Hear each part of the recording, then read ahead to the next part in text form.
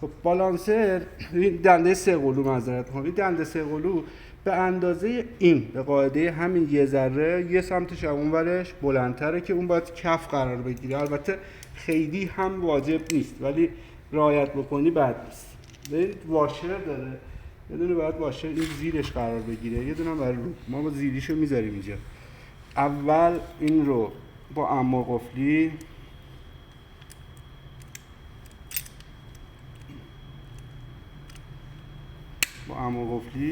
فقط دنده پلاستیکی رو درگیر میکنیم با یه وسیله مثل این نگرش میداری، فقط پلاستیک درگیر میشه.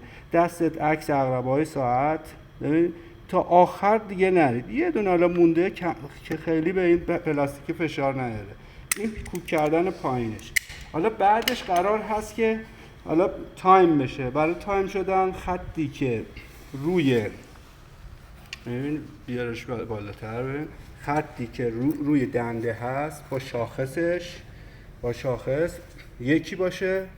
ببین خطی که روی اینه با شاخصش در یک راستا، یعنی پیستون نقطه مرگ بالا، و همینطور خطی که روی بالانسر هست با این برآمدگی یا شاخصش در یک راستا به این حالت.